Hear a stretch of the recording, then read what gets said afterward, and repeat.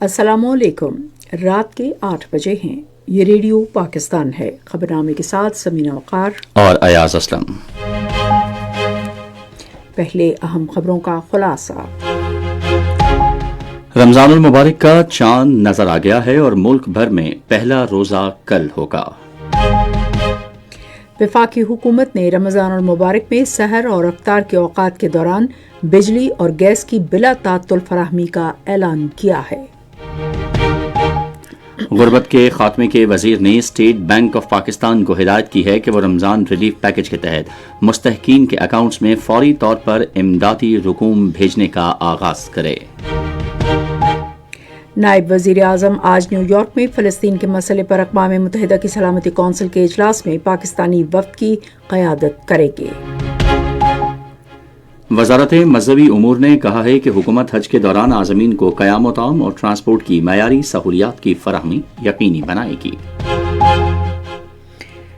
وزیر منصوبہ بندی نے پاکستان اور بنگلہ دیش کے درمیان تعلیم کے شعبے اور اسٹارٹ اپس ایکو سسٹم میں اشتراک عمل مضبوط بنانے پر زور دیا ہے۔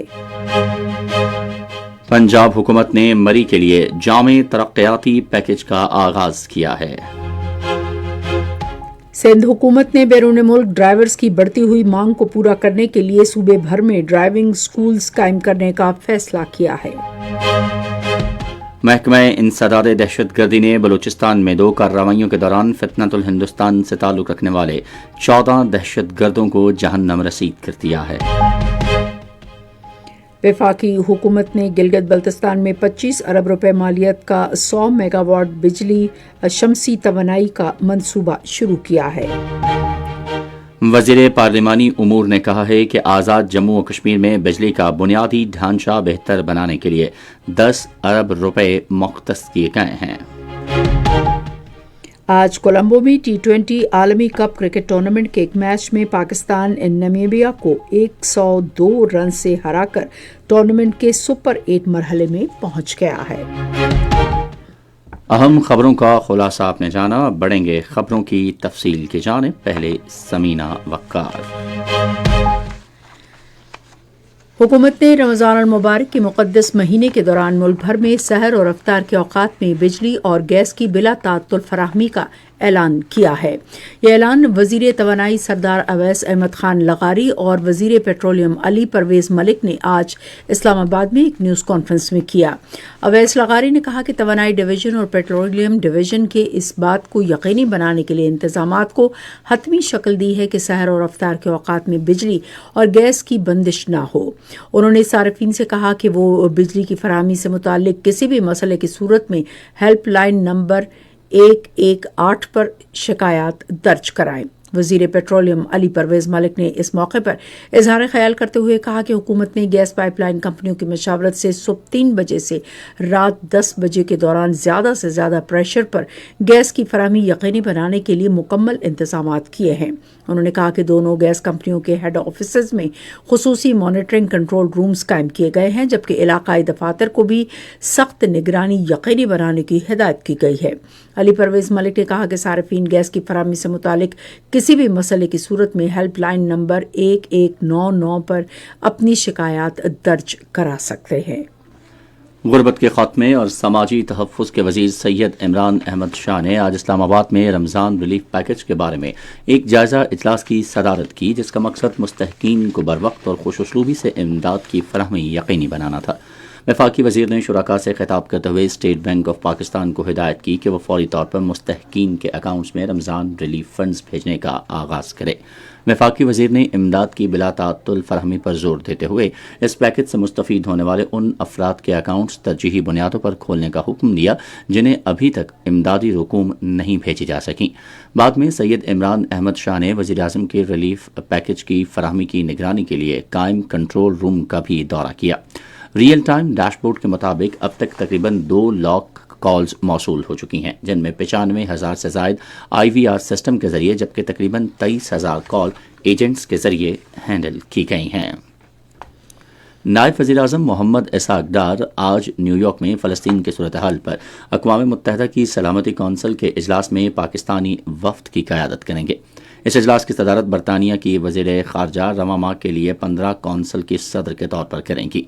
اجلاس کے دوران نائب وزیر اعظم فلسطین پر پاکستان کے اصولی اور مستقل موقف کا اعادہ کریں گے۔ وہ اسرائیل کی طرف سے مقبوضہ مغربی کنارے پر کنٹرول حاصل کرنے کے لیے اس کے حالیہ غیر قانونی فیصلوں پر پاکستان کی شدید مخالفت کا بھی اعادہ کریں گے۔ نائب وزیر اعظم باہمی دلچسپی کے امور پر تبادلہ خیال کے لیے اپنے ہم منصبوں سے دو طرفہ ملاقاتیں بھی کریں گے۔ مذہبی امور اور بین المذاہب ہم آہنگی کے وزیر سردار محمد یوسف نے کہا ہے کہ حکومت عازمین حج کو کھانے پینے، رہائش اور ٹرانسپورٹ کی یکساں اور معیاری سہولیات کی فراہمی یقینی بنائے گی۔ انہوں نے یہ بات آج اسلام آباد میں خدام الحجاج کی 10 روزہ تربیت کا پہلا مرحلہ مکمل ہونے پر سرٹیفکیٹس تقسیم کرنے کی تقریب سے خطاب کرتے ہوئے کہی۔ وفاقی وزیر نے کہا کہ تربیت یافتہ خدام الحجاج پاکستانی عازمین حج کی خدمات سعودی قواعد و ضوابط کے مطابق نظم و ضبط قائم رکھنے اور ممکنہ چیلنجز سے نمٹنے کے لیے تیار ہیں۔ انہوں نے کہا کہ اللہ تعالیٰ کے مہمانوں کی خدمت کرنا محض ایک ڈیوٹی نہیں بلکہ ایک بڑا اعزاز بھی ہے۔ انہوں نے کہا کہ اس بار خواتین عازمین کی بہتر معاملت کے لیے ہم نے خواتین اسٹاف کی تعداد 45 سے بڑھا کر 85 کر دی ہے۔ وزیر تجارت جام کمال خان نے کہا ہے کہ شفاف اور ترقی پر مبنی حکمت عملی کے فروغ کے لیے صنعتی شراکت داروں کے ساتھ پائیدار روابط ملکی صنعتی ترقی کے لیے ناگزیر ہیں۔ انہوں نے یہ بات آج اسلام آباد میں پاکستان کیمیکل مینوفیکچررز ایسوسی ایشن کے ایک وفد سے گفتگو کرتے ہوئے کہی۔ وزیر تجارت نے اس امر پر زور دیا کہ پاکستان کے اقتصادی چیلنجز محض پالیسی سے متعلق نہیں بلکہ بڑے پیمانے پر نظم و ضبط اور عمل درآمد کے فرق سے منسلک ہیں۔ وزیر تجارت نے برآمدات کے شعبے کو متنوع بنانے کے لیے حکومت کے عزم کا اعادہ بھی کیا۔ انہوں نے کہا کہ کیمیکلز، دوا ساز کمپنیاں، جراحی کے آلات، فوڈ پروسیسنگ اور تیار مصنوعات جیسے شعبوں کو مضبوط بنانا چاہیے تاکہ معاشی استحکام یقینی بنایا جا سکے۔ منصوبہ بندی اور ترقی کے وزیر احسن اقبال نے پاکستان اور بنگلہ دیش کے درمیان تعلیم کے شعبے میں تعاون مضبوط بنانے کی اہمیت پر زور دیا ہے۔ انہوں نے آج ڈھاکہ میں نارتھ ساؤتھ یونیورسٹی میں ایک تقریب سے خطاب کرتے ہوئے دونوں ممالک کے لیے تحقیقی پلیٹ فارمز کے اشتراک، مشترکہ طور پر ڈیجیٹل مہارت کے پروگرام تیار کرنے، نئے کاروبار کے لیے سازگار ماحول پیدا کرنے اور سپلائی چینز کو مربوط کرنے کی ضرورت پر روشنی ڈالی۔ پاکستان اور پرتگال نے دو طرفہ تعلقات مزید مضبوط بنانے پر اتفاق کیا ہے۔ یہ مفاہمت وزیر قانون و انصاف اعظم نذیر تارڑ اور پاکستان میں پرتگال کے ہائی کمشنر کے درمیان آج اسلام آباد میں ملاقات کے دوران ہوئی۔ ملاقات کے دوران انہوں نے انصاف، عدالتی تربیت اور اصلاحات کے شعبوں میں تعاون بڑھانے پر تبادلہ خیال کیا۔ صنعت اور پیداوار کے بارے میں وزیر اعظم کے معاون خصوصی ہارون اختر خان نے کہا ہے کہ ملک میں گاڑیوں کے شعبے میں بے پناہ امکانات ہیں جس سے مقامی سطح پر گاڑیوں کی تیاری میں نمایاں اضافہ ہوگا۔ انہوں نے یہ بات آج اسلام آباد میں ملت ٹریکٹرز کی سی ای او سکندر مصطفیٰ سے گفتگو کرتے ہوئے کہی۔ ہارون اختر نے کہا کہ جلد ایک جامع آٹو اور ٹریکٹر پالیسی پیش کی جائے گی۔ انہوں نے کہا کہ یہ پالیسی آٹو سیکٹر کو درپیش چیلنجز اور مسائل پر غور و فکر کے بعد ایک متوازن اور ترقی پر مبنی فریم ورک کو یقینی بنانے کے بعد وضع کی گئی ہے۔ مؤثر معاشی حکمت عملی اور مالی نظم و ضبط کے باعث پاکستان کی مالیاتی کارکردگی میں نمایاں بہتری آئی ہے۔ رواں مالی سال کی پہلی ششماہی میں پاکستان نے 542 ارب روپے کا تاریخی مالیاتی سرپلس حاصل کر لیا ہے جو بہترین مالیاتی استحکام کا عکاس ہے۔ اخراجات میں کمی، مؤثر پالیسیوں اور محاصل میں اضافے نے مالی صورتحال کو متوازن بنانے میں اہم کردار ادا کیا ہے۔ قرضوں کے قبل از وقت ادائیگی اور اخراجاتی نظم و ضبط سے مالی بجٹ مزید مضبوط ہوئی۔ یہ خبریں آپ ریڈیو پاکستان سے سن رہے ہیں۔ پنجاب حکومت نے مری کے لیے اربوں روپے کے ترقیاتی پیکج کا آغاز کیا ہے۔ یہ بات مری میں مسلم لیگ نون کے صدر نواز شریف اور وزیر اعلیٰ پنجاب مریم نواز کی زیر صدارت مری ترقیاتی منصوبے کے خصوصی جائزہ اجلاس میں بتائی گئی۔ اجلاس میں کوٹلی ستیاں کو پنجاب کا جدید ترین سیاحتی مرکز بنانے کا فیصلہ کیا گیا۔ علاقے کے لیے 14 سیاحتی اسکیموں کی منظوری دی گئی، جن میں ایک ماحول دوست کیمپنگ، پورٹ ویلیج اور ریزورٹ کا قیام، پنجاب کا پہلا جدید ترین پیرا گلائیڈنگ سینٹر اور سیاحوں کے لیے شیشے کا آسمانی پل شامل ہے۔ کوٹ ستیہ میں چیئر لفٹ کے نئے منصوبے کی بھی منظوری دی گئی، جبکہ پتھراٹا چیئر لفٹ کی مرمت اور اپ گریڈیشن کی جائے گی۔ بھوربن میں 50 بستروں پر مشتمل ہسپتال تعمیر کیا جائے گا اور بس اسٹینڈ کے قریب ہسپتال کے لیے پانی کی فراہمی کی اسکیم مکمل ہو چکی ہے۔ اجلاس کو مری گلاس ٹرین پروجیکٹ کے بارے میں بھی بریف کیا گیا، جس میں مونو ریل کی بولی آئندہ ماہ ہوگی۔ اجلاس میں اصولی طور پر راولپنڈی، مری اور کشمیر روڈ کو جدید ترین ہائی ویز میں اپ گریڈ کرنے کا فیصلہ کیا گیا۔ اجلاس کو بتایا گیا کہ 3 ارب 98 کروڑ روپے کی لاگت سے 37 سڑکیں مکمل کی گئی ہیں، جبکہ مری ترقیاتی منصوبے کے دوسرے مرحلے کے تحت 4 ارب 66 کروڑ روپے کی لاگت سے 10 اسکیمیں مکمل کی جائیں گی۔ سالانہ ترقیاتی پروگرام کے تحت 7 ارب 24 کروڑ روپے کی لاگت سے 10 سڑکیں تعمیر کی جائیں گی۔ پنجاب کی وزیر اطلاعات عظما بخاری نے کہا ہے کہ صوبائی حکومت نے رمضان المبارک کے مقدس مہینے میں عوام کو ریلیف فراہم کرنے کے لیے جامع اقدامات کیے ہیں۔ تفصیل ریڈیو پاکستان لاہور کے نمائندے قاسم بخاری کی اس رپورٹ میں۔ آج لاہور میں معاون خصوصی وزیر اعلیٰ پنجاب سلما بٹ کے ہمراہ ذرائع ابلاغ کے نمائندوں سے گفتگو کرتے ہوئے عظما بخاری نے کہا کہ پنجاب حکومت کا اس دفعہ کا نگہبان رمضان پیکج ہے، وہ پاکستان کی تاریخ کا سب سے بڑا نگہبان رمضان پیکج ہے، جس سے 40 لاکھ خاندانوں کو براہ راست جو میرٹ کے ساتھ اور جو گھر گھر سروے ہوا ہے اس کے مطابق ایک سکور کارڈ بنا کر ان کو 10,000 روپے کا جو نگہبان رمضان کارڈ ہے وہ ان کو دیا گیا ہے، اور اس وقت اس کی جو ڈیلیوری ہے کارڈز کی بہت تیزی سے جو ہے کمپلیشن کی طرف ہے۔ انہوں نے کہا کہ سروے میں رہ جانے والے مستحقین افراد ہیلپ لائن 1000 پر رابطہ کر سکتے ہیں۔ اس موقع پر گفتگو کرتے ہوئے وزیر اعلیٰ پنجاب کے معاون خصوصی سلما بٹ نے کہا کہ اشیاء ضروریہ کی ارزاں نرخوں پر فراہمی وزیر اعلیٰ پنجاب کی اولین ترجیح ہے۔ انہوں نے کہا کہ سہولت بازاروں کو رمضان بازاروں میں تبدیل کر دیا گیا ہے اور نگہبان کارڈ سے لوگ گھر بیٹھ کر سہولت بازار سے خریداری کر سکتے ہیں۔ سندھ حکومت نے بیرون ملک ڈرائیورز کی بڑھتی ہوئی مانگ کو پورا کرنے کے لیے صوبے بھر میں ڈرائیونگ سکولز قائم کرنے کا فیصلہ کیا ہے۔ اس حوالے سے فیصلہ آج کراچی میں سندھ کے وزیر اعلیٰ سید مراد علی شاہ کی زیر صدارت سرکاری اور نجی شراکت داری پالیسی بورڈ کے 50ویں اجلاس میں کیا گیا۔ اجلاس میں 40 نئے تعمیر شدہ سیکنڈری سکولز کو نجی شعبے کے تعاون سے چلانے کا بھی فیصلہ کیا گیا۔ اجلاس میں صوبے میں ماحول دوست سیاحت کو تمام ضروری سہولیات سمیت متعارف کرانے کی منظوری دی گئی۔ اجلاس سے خطاب کرتے ہوئے سندھ کے وزیر اعلیٰ نے نجی شعبے کے تعاون سے معیاری بنیادی ڈھانچے کو یقینی بنانے کے لیے حکومت کے عزم کا اعادہ کیا۔ گورنر خیبر پختونخوا فیصل کریم کنڈی نے مسلمانوں کے خلاف جاری مذموم سازشیں ناکام بنانے کے لیے امت مسلمہ کے اتحاد کی ضرورت پر زور دیا ہے۔ انہوں نے آج اسلام آباد میں علماء کرام کے ایک وفد سے گفتگو کرتے ہوئے کہا کہ وہ معاشرے میں امن، رواداری اور بھائی چارے کے فروغ میں اپنا تعمیری کردار ادا کریں۔ خیبر پختونخوا کے انسپکٹر جنرل پولیس ذوالفقار حمید نے کہا ہے کہ صوبے میں سڑکیں بند کرنے میں ملوث افراد کے خلاف سخت قانونی کارروائی کی جائے گی۔ انہوں نے آج پشاور میں صحافیوں سے گفتگو کرتے ہوئے کہا کہ اس حوالے سے عدالت نے واضح احکامات جاری کر دیے ہیں اور کسی کے ساتھ کوئی بھی رعایت نہیں برتی جائے گی۔ وفاقی حکومت نے گلگت بلتستان میں 25 ارب روپے کی لاگت سے 100 میگا واٹ کا شمسی توانائی کا منصوبہ شروع کیا ہے۔ وزیر اعظم شہباز شریف نے علاقے میں لوڈ شیڈنگ پر قابو پانے کے لیے اس منصوبے کا اعلان کیا تھا۔ منصوبہ آئندہ سال اپریل میں مکمل ہوگا۔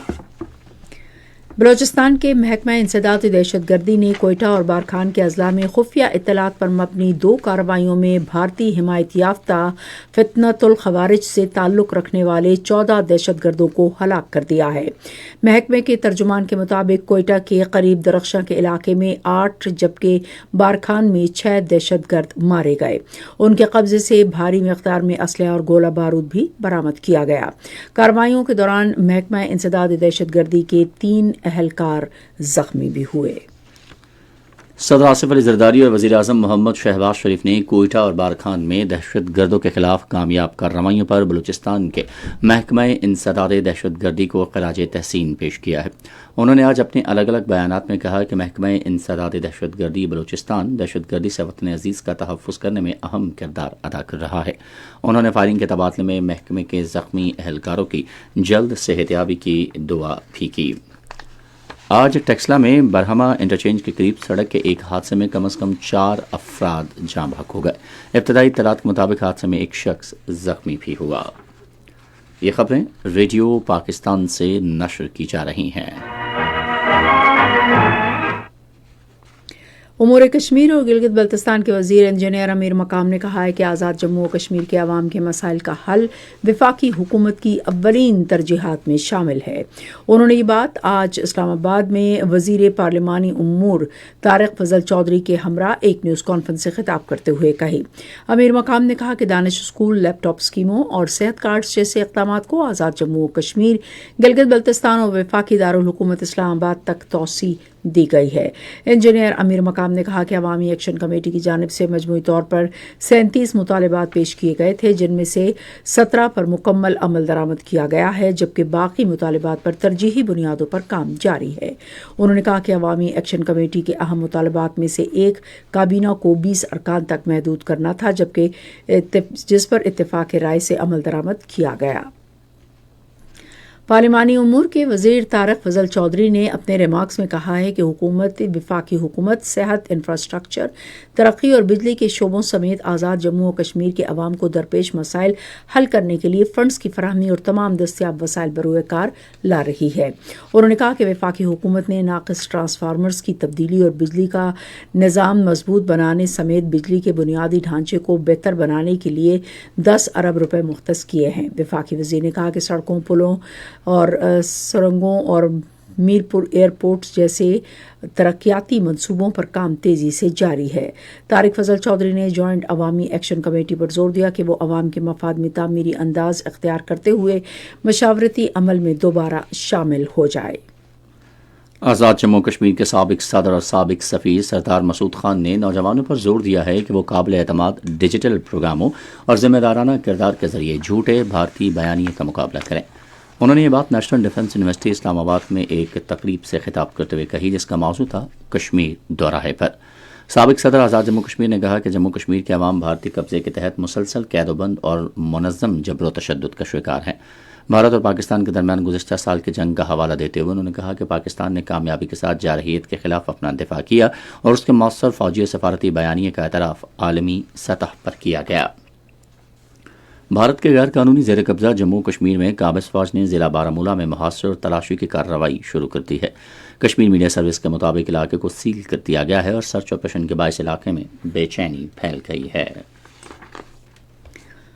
سمجھوتا ایکسپریس بم دھماکے کو 19 سال مکمل ہونے پر تشویش کا اظہار کیا گیا ہے کہ بھارتی حکومت دستیاب شواہد کے باوجود متاثرین کے لواحقین کو انصاف دینے سے انکاری ہے. کشمیر میڈیا سروس کے مطابق ہندتوا دہشت گردوں نے بھارتی خفیہ ایجنسیوں کے ساتھ مل کر پاکستان کو بدنام کرنے کے لیے سمجھوتا ایکسپریس میں بم نصب کیے تھے. دھماکوں میں ملوث افراد کی بریت سے پتہ چلا ہے کہ ہندو انتہا پسندوں کو بی جے پی RSS ہندتوا حکومت کے تحت کھلی چھوٹ حاصل ہے، جو ہندو دہشت گردوں کو تحفظ فراہم کرنے کے لیے بھارتی ریاستی پالیسی کی عکاسی کرتا ہے. یہ حملہ مسلمانوں اور دلتوں کو نشانہ بناتے ہوئے امن و امان کی خراب صورتحال کی نشاندہی کرتا ہے. بھارت میں بی جے پی کی زیر قیادت مہاراشٹر حکومت نے سرکاری اور نیم سرکاری ملازمتوں اور تعلیمی اداروں میں مسلمانوں کے لیے مختص 5% کوٹا ختم کر دیا ہے. یہ فیصلہ ایک حکومتی قرارداد کے ذریعے کیا گیا. افغانستان میں طالبان حکومت کی آمریت، نااہلی اور دہشت گردی کی سرپرستی کے باعث افغان شہریوں پر دنیا کے دروازے بند ہو گئے. افغان طالبان رجیم میں افغانستان عالمی تنہائی اور معاشی بحران سمیت دہشت گردی کا مرکز بن چکا ہے. گلف نیوز کے مطابق مستند پاسپورٹ انڈیکس اور رینکنگ نے افغان پاسپورٹ کو دنیا بھر میں کمزور ترین قرار دے دیا ہے. انڈیکس میں افغان پاسپورٹ 101 کے پست ترین درجے پر آ گیا ہے. افغان پاسپورٹ کی کمزور درجہ بندی کا گہرا تعلق بدترین سفارتی تعلقات، بد انتظامی اور سیکیورٹی خطرات سے ہے. یوکرین اور روس کے درمیان آج جنیوا میں امریکہ کی ثالثی میں ہونے والے مذاکرات کا دوسرا دن کسی پیش رفت کے بغیر ختم ہو گیا. روس اور یوکرین کے مندوبین نے مذاکرات کو مشکل قرار دیا، تاہم امریکی نمائندے اسٹیو پیٹکوف نے اس حوالے سے امید کا اظہار کیا ہے. کیلیفورنیا کے سیرانووا پہاڑ میں برفانی تودہ گرنے سے کم از کم 10 کوہ پیما لاپتہ اور 6 پھنسے ہوئے ہیں۔ نیو اڈا کاؤنٹی شریف کے دفتر کے ترجمان نے صحافیوں کو بتایا کہ امدادی ٹیمیں جائے وقوع پر پہنچ گئی ہیں۔ آپ سن رہے ہیں ریڈیو خبرنامہ اور اب پیش ہیں کھیلوں کی خبریں۔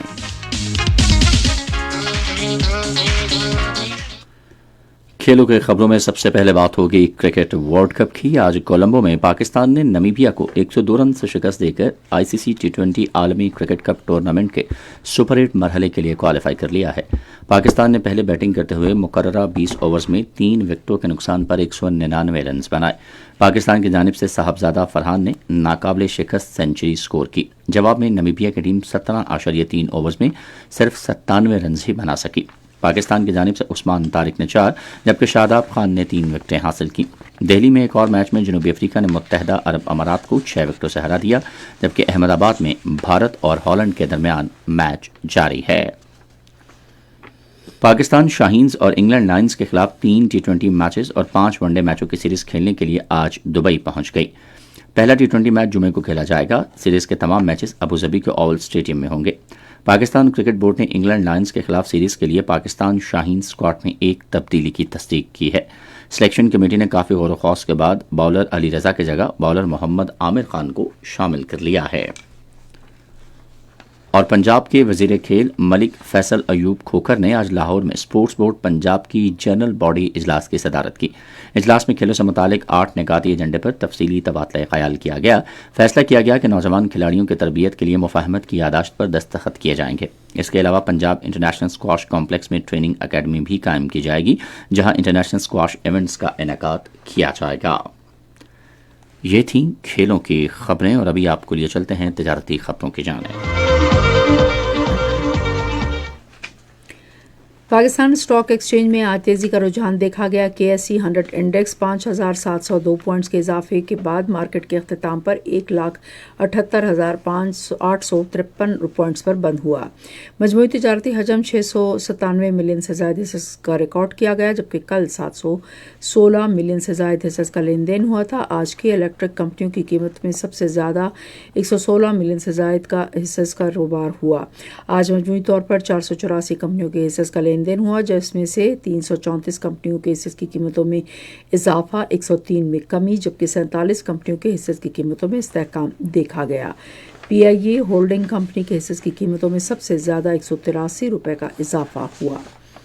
نیشنل بینک کے اعلان کے مطابق روپے اور دیگر غیر ملکی کرنسیوں کے درمیان شرح تبادلہ یہ رہی: امریکی ڈالر 279 روپے 50 پیسے اور 280 روپے، یورو 330 روپے 94 پیسے اور 331 روپے 54 پیسے، سعودی ریال 74 روپے 53 پیسے اور 74 روپے 16 پیسے، UAE درہم 76 روپے 11 پیسے اور 76 روپے 25 پیسے، جاپانی ین 1 روپے 82 پیسے اور 1 روپے 82 پیسے۔ آج کراچی میں 10 گرام سونے کی قیمت 4,42,439 روپے رہی۔ یہ تو تھی تجارتی خبریں اور اب چلتے ہیں فن کی دنیا میں۔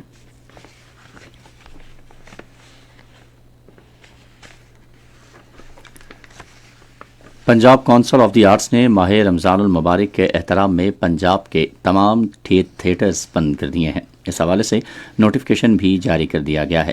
Punjab council of the arts کے احکامات کے مطابق تھیٹرز عارضی طور پر بند رہیں گے۔ پشتو کے معروف شاعر اور ادیب امیر حمزہ خان شنواری کی آج 32ویں برسی منائی گئی۔ وہ لنڈی کوتل میں پیدا ہوئے۔ 1935 میں انہوں نے آل انڈیا ریڈیو پشاور کے لیے پہلا پشتو ڈرامہ زمیندار تحریر کیا۔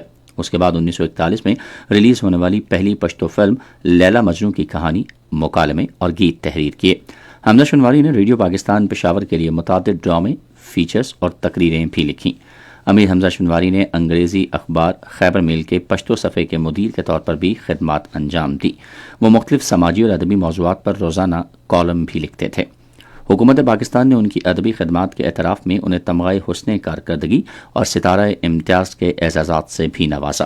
امیر حمزہ خان شنواری آج کے روز 1994 میں انتقال کر گئے تھے۔ اور اب چلتے ہیں سائنس کی دنیا میں۔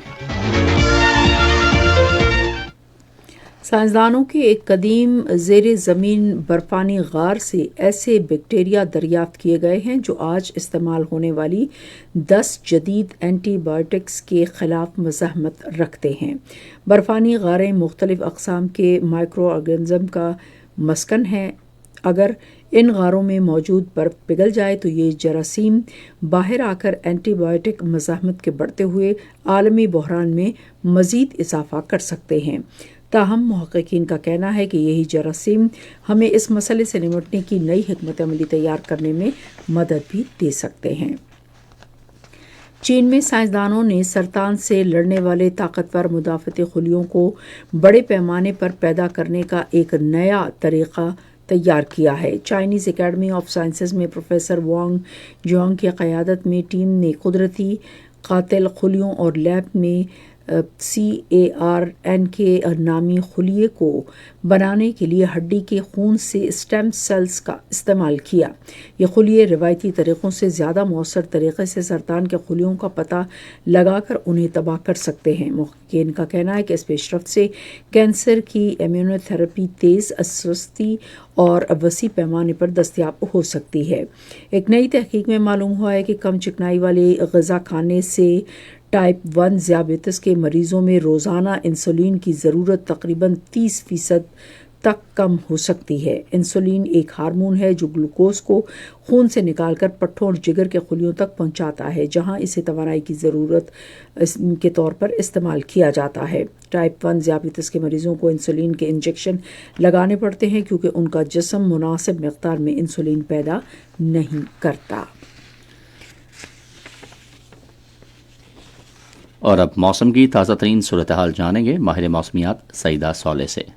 آئندہ 24 گھنٹوں کے دوران ملک کے بیشتر علاقوں میں موسم خشک جبکہ بالائی علاقوں میں سرد رہنے کا امکان ہے۔ پنجاب کے شمال مشرقی اضلاع میں مطلع جزوی برآلود رہنے کے علاوہ چند مقامات پر ہلکی بارش یا بوندا باندی ہو سکتی ہے۔ گزشتہ 24 گھنٹوں کے دوران ملک کے بیشتر علاقوں میں موسم سرد اور خشک رہا، تاہم پاڑا چنار، لاہور، جیکاباد، کوئٹہ اور خزدار میں چند مقامات پر گرج چمک کے ساتھ بارش ہوئی۔ آج کے ریکارڈ کیے گئے کم سے کم درجہ حرارت لے -7، سکردو، استور -3، بگروٹ -2 اور کلا میں -1 ڈگری سینٹی گریڈ ریکارڈ کیا گیا۔ اسلام آباد میں 7، مری میں 4، لاہور میں 12، کراچی میں 17، پشاور میں 8، سری نگر میں 1، سکردو میں -3 اور گلگت میں 2 ڈگری سینٹی گریڈ کم سے کم درجہ حرارت ریکارڈ کیا گیا۔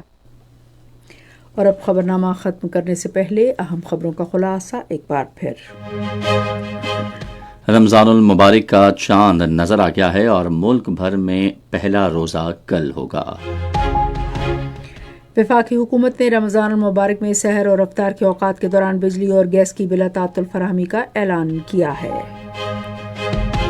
غربت کے خاتمے کے وزیر نے اسٹیٹ بینک آف پاکستان کو ہدایت کی ہے کہ وہ رمضان ریلیف پیکج کے تحت مستحقین کے اکاؤنٹس میں فوری طور پر امدادی رقوم بھیجنے کا آغاز کرے۔ نائب وزیر اعظم آج نیو یارک میں فلسطین کے مسئلے پر اقوام متحدہ کی سلامتی کونسل کے اجلاس میں پاکستانی وفد کی قیادت کریں گے۔